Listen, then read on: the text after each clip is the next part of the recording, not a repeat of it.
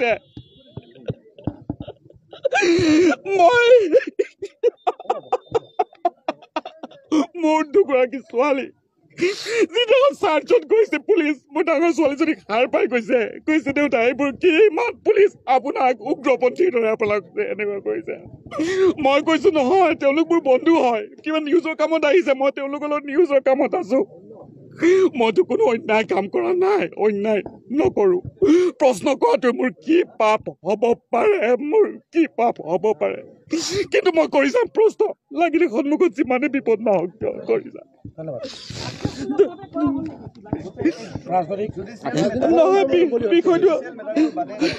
বিষয়টো পিছত মোৰ অধিবক্তাই আপোনালোকৰ লগত ব্যক্ত কৰিব কিন্তু মই আপোনালোকক ক'ব খোজো মই সত্য পথত আছো আনকি মই নাজানো কিয় মানুহে মোক ইমান মৰম চেনেহ দিয়ে জেলৰ ভিতৰত মোক গামোচা পিন্ধাই তেওঁলোকে মোক বাহিৰলৈ পঠিয়াইছে আপোনালোকে চবকে মই ধন্যবাদ জ্ঞাপন কৰিছো আপোনালোকে মোক যে ইমান সমৰ্থন দিছে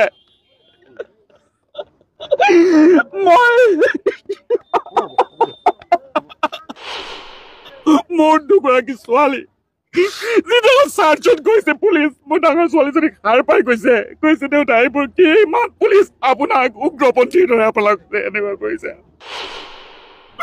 মই কৈছো নহয় তেওঁলোক মোৰ বন্ধু হয় কিবা নিউজৰ কামত আহিছে মই তেওঁলোকৰ লগত নিউজৰ কামত আছো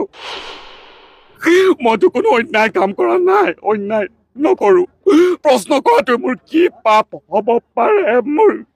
হ'ব পাৰে প্ৰথমতে মোৰ কাৰণে থিয় দিয়া আমাৰ অসমৰ বিভিন্ন প্ৰান্তৰ প্ৰতিগৰাকী সাংবাদিক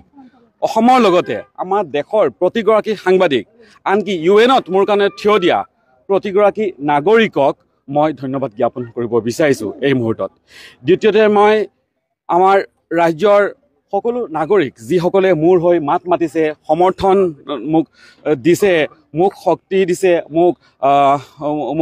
নৈতিকভাৱে সমৰ্থন আগবঢ়াইছে সকলোকে মই ধন্যবাদ জ্ঞাপন কৰিছোঁ আৰু মোৰ কাৰণে যিসকল অধিবক্তাই আদালতত ন্যায়িক যুঁজ দিছে প্ৰতিগৰাকী অধিবক্তাক আৰু তেওঁলোকৰ টিমৰ প্ৰতিগৰাকী সদস্যক মই অন্তৰৰ পৰা ধন্যবাদ জ্ঞাপন কৰিছোঁ আপোনালোকে জানি ভাল পাব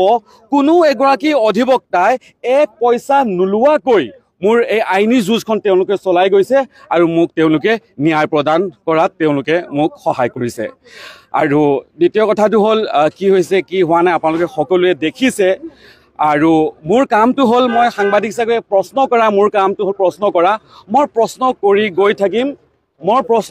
গৈ থাকিম যিমানে বিপদ নাহক কিয় প্ৰশ্ন কৰি গৈ থাকিম আপোনালোকে মোৰ ওপৰত এইখিনি বিশ্বাস ৰাখিব মই কোনো অনৈতিক আৰু বেআইনী এই দুটা শব্দ মোৰ সংবিধানত নাই অনৈতিক আৰু বেআইনী এই দুটা কাম মই কেতিয়াও নকৰোঁ কৰাও নাই নকৰোঁ আৰু ভৱিষ্যতেও নকৰোঁ গোটেই তদন্ত প্ৰক্ৰিয়াত আপোনালোকে পানবজাৰ আৰক্ষীত সুধিলে গম পাব 100%তকৈ ওপৰত যদি কিবা আছে মই তেওঁলোকক সমৰ্থন জনাইছোঁ মোৰ ঘৰত চাৰ্চ হৈছে যি ডকুমেণ্টছ বিচাৰিছে ইভেন মই উলিয়াই লৈ ইয়াতে আৰু অলপ ডকুমেণ্টছ আছে এইখিনিও চাই লওক বুলি কৈ চব দি দিছোঁ তেওঁলোকে জব্দ কৰিছে ডকুমেণ্টছখিনি মোৰ স্কুলীয়া চাৰ্টিফিকেটৰ পৰা আৰম্ভ কৰি মোৰ LLB চাৰ্টিফিকেটলৈকে সকলো বস্তু তেওঁলোকে আনকি মোৰ কম্পিউটাৰ লেপটপ মোবাইল সকলো বস্তু তেওঁলোকে জব্দ কৰিছোঁ গতিকে আৰু বেছি যিহেতু বিষয়টো অলপ যিহেতু ছাবজুডিচ ষ্টেপ হৈ আছে পৰৱৰ্তী সময়ত মই আৰু হয়তো বহু কথা আপোনালোকৰ আগত মই ব্যক্ত কৰিম প্ৰতিগৰাকী সাংবাদিক সংবাদকৰ্মী সংবাদসেৱী সংবাদদাতা প্ৰতিগৰাকী সংবাদ গোষ্ঠীৰ লগত জড়িত ব্যক্তিক মোৰ পৰা আন্তৰিক মই ধন্যবাদ জ্ঞাপন কৰিছোঁ আপোনালোকে মোক যে ইমান সমৰ্থন দিছে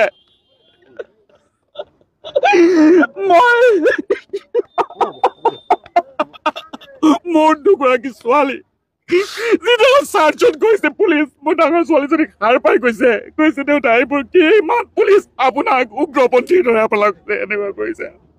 মই কৈছো নহয় তেওঁলোক মোৰ বন্ধু হয় কিবা নিউজৰ কামত আহিছে মই তেওঁলোকৰ লগত নিউজৰ কামত আছো মইতো কোনো অন্যায় কাম কৰা নাই অন্যায় নকৰো প্ৰশ্ন কৰাটো মোৰ কি পাপ হ'ব পাৰে কিন্তু মই কৰি যাম প্ৰশ্ন লাগিলে সন্মুখত যিমানে বিপদ নহওক কিয় কৰি যাম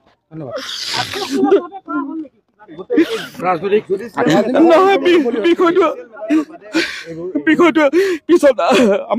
মোৰ অধিবক্তাই আপোনালোকৰ লগত ব্যক্ত কৰিব কিন্তু মই আপোনালোকক ক'ব খোজো মই সত্য পথত আছো এয়া আনকি মই নাজানো কিয় মানুহে মোক ইমান মৰম চেনেহ দিয়ে জেলৰ ভিতৰত মোক গামোচা পিন্ধাই তেওঁলোকে মোক বাহিৰলৈ পঠিয়াইছে আপোনালোক চবকে মই ধন্যবাদ জ্ঞাপন কৰিছোঁ আপোনালোকক ধন্যবাদ কৰা ভাষা নাই